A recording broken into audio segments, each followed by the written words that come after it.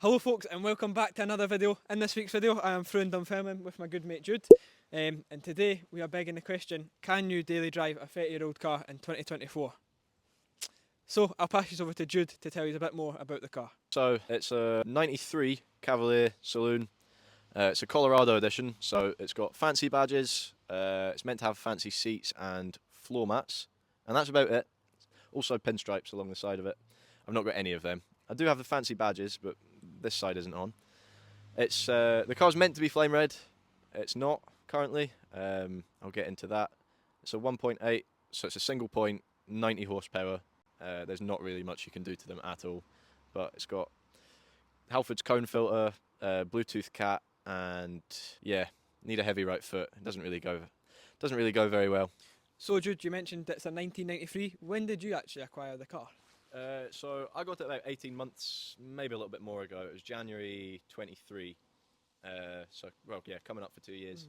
Had an Omega at the time, and I crashed that in the snow, and wanted something new. So this was my first proper retro car. I'd had kind of older stuff before, but yeah, this was my first kind of jump into old car ownership. So if we take a walk around into the interior, it's got these lovely leather seats, but these are not standard for this car. No, they're out of a Diplomat, so the fronts are meant to be heated. They're not, but the door cards come out of a CD, so they've got that nice wood grain. It's got a Vectrabee armrest in it, as well as the kind of steering wheel and the Ermshire shift knob. They're like wood grain as well. That was one thing I was going to bring up. The steering wheel and the gear knob in this are absolutely minted. They really go with the door card, the little wooden design on there. Yeah. But I've never seen something like that. It looks nice. Yeah, I was going for like more of a comfort thing because I like doing quite long journeys in it. So any kind of step towards it feeling a bit nicer inside is good. Yeah. Well, not only is this thing a daily, it's actually used for delivery run as well. So Yeah. it has to be comfy. Exactly. Yeah, you've got to make up for the bounciness somehow. I will definitely, because it's lowered. You can obviously see that. So how much is it lowered? Yeah, good question. The fronts are probably 60 mils. I'm not sure. The rears are Corsa B lowering springs. With the fronts are Pi, I think, lowering shocks, and the rears are adjustable Avo, like adjustable stiffness. So it's quite a mismatch, but it sits good. It doesn't ride very well at all, but it looks cool. And one thing that I wanted to bring up was obviously the bodywork. We've got some different colours going on here. We've got primer on the quarter. I actually think it looks really cool like this. I don't know why. Some people would think it looks weird, but I actually really like it. So you want to go into why it's like that? Yeah, so for the first kind of, year or so that I had the car, the rear quarter was red, but it was had some quite bad crash damage and was covered up with a lot of filler. Also, the rear axle in the car was a little bit bent, so I assume it's had some sort of side impact. And when I took it off the road, I thought, right, I'm just going to kind of sort all the bodywork, get it back onto the road and kind of, do everything I want to do to it. So the door, wing, the bumpers, both of them, they're all off a donor car, which I got quite cheap. There was crash damage on kind of all of them. The bumpers weren't in the best condition, so I thought I'll replace them. They're all, as much as they don't look very good, they're straight panels. When it comes to painting the car, should be all set. Should be a lot more simple. It got old quite quickly. It's got a bit of a charm to it, but yeah, can't wait to get it painted over the winter. Should be a mass improvement. So in the video that we've just filmed for your channel, it was a sort of interview thing. You asked me if my Escort got a lot of attention. Does this get a lot of attention? It does, yeah. Especially when I'm kind of out on deliveries and stuff like that. I get a lot of old men kind of looking at it. Where I stay, Dunfermline's not a huge place, so there's quite a few of us that cut about. So I think people are fairly used to seeing it, but when you go to meets and stuff like that, it definitely turns heads. Not necessarily in a good way either. But when it was all red, like when I first got it, I had so many kind of older guys coming up to me asking to buy it and stuff like that. Quite a staple car. It was definitely along with the Escort as well. Kind of the cars of the people, I guess. Also, I'd said earlier that this is a sunroof model, but it turns out that these are all sunroof models. Yeah, that's one thing about Cavalier ownership is you get so often they're like, oh, it's a sunroof model, nice. They're all sunroof models. I was talking to Cavi, the guy with the purple one. His isn't on sunroof. So I went down, met up with him a little while ago, and his isn't on sunroof, and he said it's like one of two non-sunroofs left that aren't police cars or something like that. Really weird. Wheels on this car, these aren't standard either, so what are these? These are TSW Alpines. They're 15-inch. I didn't like them at first, but I kind of warmed them. I think they kind of suit it. Well, I think we've pretty much covered everything, so why don't we take the car out on a drive and we can come to the conclusion whether you can or can't drive this 30-year-old Vauxhall every day.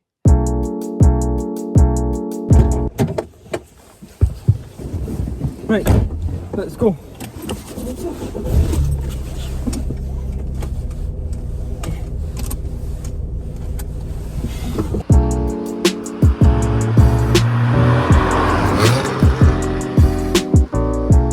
Jude, you use this car for doing deliveries and every day as well. Yeah. So what's the car like on fuel? It's standard, great. They're really good. I remember not long after I first got it, I think it was like a 300 or 400 mile round trip, and it did about 45 to 50 mpg, which from a petrol is Right, that's good, really good actually. Depends how you drive them, really.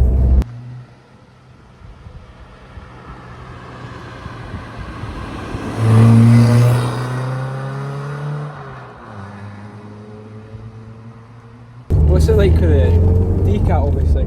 Yeah, that changes things. I've noticed a significant drop in fuel mileage, but it's still alright. I get maybe 120 miles to like 15 quid, something like that. I don't really know what that works out to. Aye. Obviously, these old cars didn't tell you exactly what they're doing, MPG wise. Obviously, with newer cars, you've got the screen and stuff that you can switch it to. Yeah, we have to work it out for ourselves. Aye. I've never actually worked it out with the Escort, but they're sort of similar cars, Yeah. similar sort of size. I think mine is quite good. It's probably changed since having the exhaust and stuff. But, Yeah. aye. They were really the same. The kind of like sales rep cars is that they were just made to be driven on the motorway Aye. or with like loads of people in them. So Aye. There you go.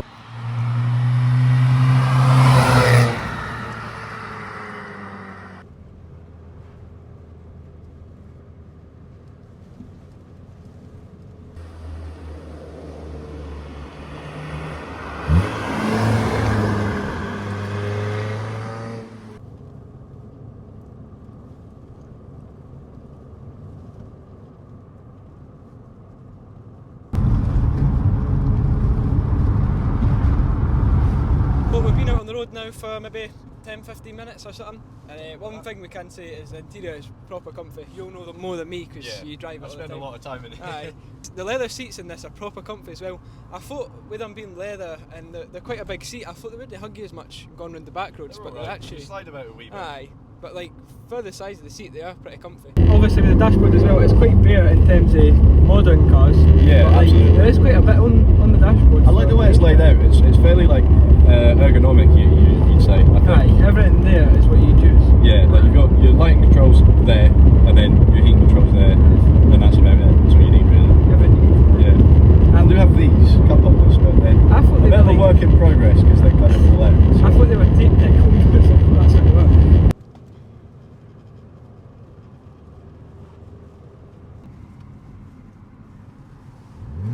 Oh my god. So another thing we use in it every day, it's got to be reliable. So how's Yeah. this actually been? Great. I don't think it's ever actually broken down on me. There's a few times where stuff's happened and I've had to like improvise, but it's never left me stranded. The fan switch broke, so the car was overheating. But they're really easy with these. You can just kind of short it with a little like paper clip or something. So that's just a permanent fixture now. Apart from that, I've just run out of fuel a lot because the fuel senders in these tend to be a bit dodgy. So yeah, I always keep a jerry can in the boot just in case. But, yeah, apart from that, very reliable cars. These engines are known just to be absolutely bulletproof. Just keep chugging on. Yeah, I've run it with no oil. My girlfriend's ran hers with too much oil, but you know they've been absolutely fine. And you've had one before. You had a diesel one. I did have a diesel one. I had this one first, Ah. and then I got the diesel one as sort of a winter car, just to, you know, a bit of a workhorse. The diesel one, I prefer the petrol. Put it that way. The diesel's got the torque, obviously, which it's nice low down. First, second, they're good fun, but yeah, the legs on the diesel ones are really limited. I did a trip to Milton Keynes and back in the diesel one, and it did well fuel economy wise, but I just couldn't have it sat at the speed I wanted it to for, you know. So they're a 1.7. Is it a turbo diesel as well? Yeah, Aye. turbo diesel. made by Isuzu, I think. Aye. So that's quite a rarity for the sort of age of it being a turbo diesel, because a lot of the diesels are just diesel. Yeah, those engines are. There's a lot of room for improvement with them as well. I messed about with because obviously they're mechanical pumps. So I messed about with the fueling a lot, and it made a lot more power than it did originally. I'd say it would have taken this at like first, second, low down kind of speeds, Aye. but top end this will always have the. So quite a cool car, but this tops it. Yeah. The diesel one did its job. This is my car, you know. The one.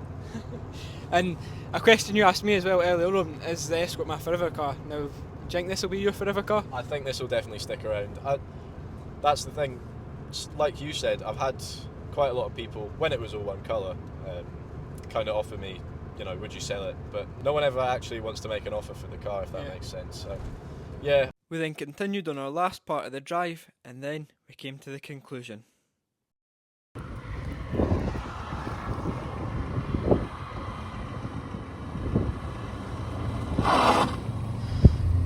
Before we come to the conclusion though, take a look at this. A massive 89.5% of you guys watching these videos are not subscribed. So if you haven't subscribed already, please subscribe so we can bring that percentage down. So we have now parked up in a field, and that pretty much concludes the video. We had a good drive in the car, a good walk around the car. I think it's such a cool car. It's got a lot of character as well, especially with the mismatched panels and stuff. But the main question in this video, was this a dailyable car in 2024? And I'm going to say yeah. The whole time that I've spent in the passenger seat, it's been really comfy. The heater was on, it was brilliant. It's just a comfy place to be. The bumps aren't too bad on the road, even being lowered. But obviously, you don't know more about that with potholes and stuff. But with the drive we went on, it was comfy. We didn't have any issues with it running or anything. We even had a key bang or two. Oh my god! I think it's more than dailyable. So what do you think? Yeah, absolutely. It's less compliant, it's good on petrol, you can fit all your pals in it. A lot of boot space, although it might get wet if you leave stuff in the boot. But yeah, my favourite car. Good cars, very good cars, would recommend. Thank you very, very much for watching this video. We hit 3,000 subscribers, so thank you very, very much for that. Jude also has his own YouTube channel. He films the same sort of stuff as me, retro car stuff. You'd actually film more retro car stuff than me, I'd say, because mine's is more of a mix of other car stuff. Jude's channel is really cool. I've watched a good few of the videos. They're pretty entertaining, and it's definitely an insight into the retro cars. So what is the channel called? Jude Does Cars. So please make sure to check it out. We have also filmed a video for your channel where we've done a sort of podcast interview sort of thing. So that was pretty cool. So that'll be out soon, or it might be out by now. But make sure to check out his channel anyway. Post some really cool stuff. But thanks for watching. Please like this video, comment down below, and subscribe to the channel if you're new or you're watching my videos and you're not subscribed. I'll see you guys in the next one. Bye! Bye!